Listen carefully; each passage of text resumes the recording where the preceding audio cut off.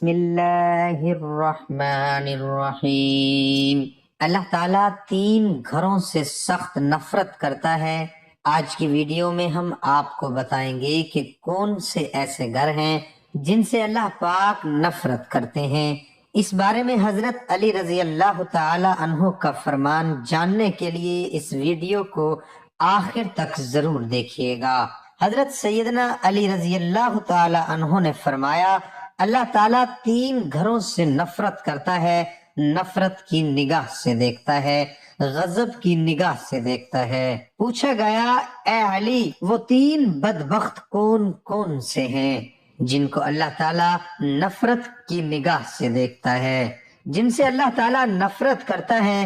حضرت علی رضی اللہ تعالی عنہ نے فرمایا، پہلا گھر وہ جس گھر میں بیٹی کی آنکھوں سے آنسو نکلتے ہیں، جس گھر میں بیٹی جیسی رحمت کو ذلیل کیا جاتا ہے، جس گھر میں بیٹی جیسی خدا کی رحمت کی قدر نہ کی جاتی ہو، پریشان کیا جاتا ہو، جس گھر میں بیٹی کو ذلیل و خوار کیا جاتا ہو، اس گھر میں رہنے والوں کو اللہ تعالیٰ غضب کی نگاہ سے دیکھتا ہے۔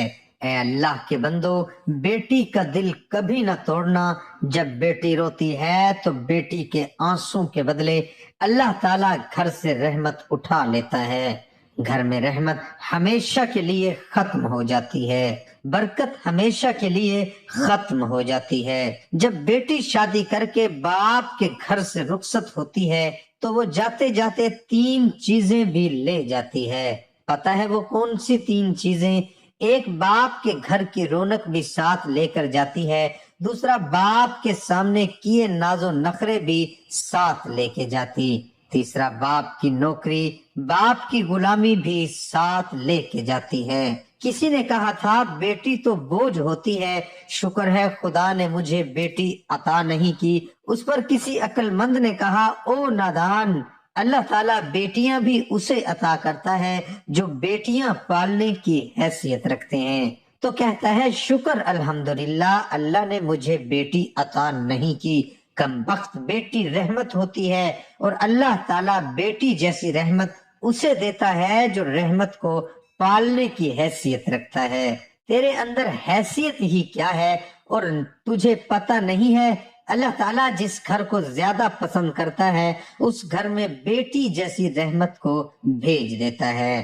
دوسرا، اللہ تعالیٰ اس گھر کو نفرت کی نگاہ سے دیکھتا ہے جس گھر میں مہمان آئیں اور مہمانوں کا آنا گھر والوں کو پسند نہ ہو۔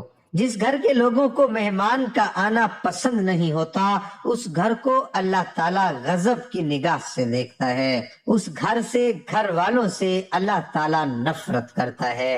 حضرت سیدنا علی رضی اللہ تعالی عنہ نے فرمایا، اے لوگو، 3 رحمتیں ایسی ہیں جو انسان قبول نہیں کرتا۔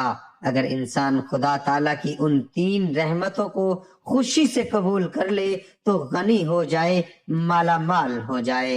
3 رحمتوں کو اگر انسان خوشی سے قبول کر لے، وہ 3 رحمتیں کون کون سی ہیں؟ پہلی رحمت بیٹی کا آنا، بیٹی کا آنا اگر انسان خوشی سے قبول کر لے تو مالا مال ہو جائے، غنی ہو جائے، بادشاہ بن جائے۔ دوسرا، گھر میں مہمان کا آنا، مہمان کوئی بھی ہو، مہمان کا آنا بھی خدا تعالیٰ کی رحمتوں میں سے ایک بڑی رحمت ہے۔ جو بندہ اس رحمت کو قبول کرتا ہے وہ جلد مالا مال بن جاتا ہے۔ تیسرا، بیماری کا آنا، بیماری بھی جب انسان کے اندر آتی ہے تو گناہ جھڑتے ہیں، یہ بھی اللہ تعالیٰ کی رحمتوں میں سے ایک رحمت ہے۔ یہ 3 رحمتیں ایسی ہیں جس کو انسان خوشی سے قبول نہیں کرتے۔ جو ان 3 رحمتوں کو خوشی سے قبول کرتے ہیں وہ مالا مال بن جاتے ہیں۔ حضرت سیدنا ابراہیم علیہ السلام کی عادت مبارکہ تھی، جب آپ کے گھر میں جب تک مہمان نہ آتا آپ کھانا نہیں کھاتے تھے۔ ایک دن مہمان نہ آیا، آپ نے کھانا نہیں کھایا، دوسرے دن بھی نہ آیا، تیسرے دن بھی نہ آئے۔ حضرت سیدنا ابراہیم علیہ السلام 3 دن بھوکے رہے۔ 3 دن مہمان نہ آیا، آپ نے کھانے کو ہاتھ نہیں لگایا۔ گھر سے باہر نکلے، سوچا جاؤں مہمان کو ڈھونڈوں، مہمان نہیں آیا، بھوک تڑپا رہی ہے۔ گھر سے باہر نکلے، پوچھا گیا کہاں جا رہے ہیں؟ بولے مہمان کو تلاش کرنے جا رہے ہیں۔ راستے میں جاتے جاتے ایک شخص ملا، آپ علیہ الصلاۃ والسلام نے اس سے پوچھا تم نے کھانا کھانا ہے؟ اس نے کہا جی کھانا ہے، مجھے بھوک لگی۔ آپ علیہ الصلاۃ والسلام نے کہا آؤ پھر جلدی میرے ساتھ۔ دسترخوان بچھایا، دسترخوان پہ اس کو بٹھایا، خود بسم اللہ پڑھ کر کھانا کھانے لگے۔ اس مہمان نے بغیر بسم اللہ کے کھانا کھانا شروع کر دیا۔ آپ علیہ الصلاۃ والسلام نے فرمایا تم نے بسم اللہ کیوں نہیں پڑھی؟ اس نے کہا جی میں آتش پرست ہوں، میں مسلمان تھوڑی ہوں، میرا بسم اللہ کے ساتھ کیا لینا دینا، بسم اللہ کے ساتھ کیا تعلق میرا؟ آپ علیہ الصلاۃ والسلام نے فرمایا اگر تو آتش پرست ہے تو پھر اٹھ کے چلا جا، میں تجھے کھانا نہیں کھلا سکتا۔ وہ آتش پرست وہاں سے اٹھ کے چلا گیا۔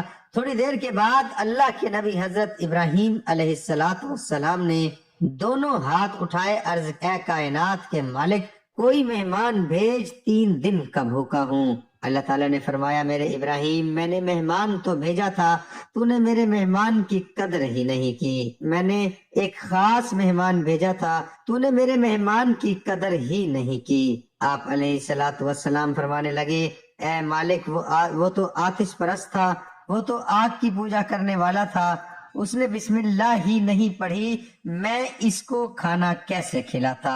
اللہ تعالیٰ نے فرمایا اے میرے ابراہیم میرے خلیل، اگر آتش پرست تھا، آگ کی پوجا کیا کرتا تھا، اس کا سارا خاندان آگ کی پوجا کرتا ہے، اس کے بچے بھی آگ کی پوجا کرتے ہیں، آگ کو خدا مانتے ہیں، تو نے اسے ایک دن کا کھانا دینا گوارا نہیں کیا، ایک ٹائم کی روٹی دینا گوارا نہیں کی۔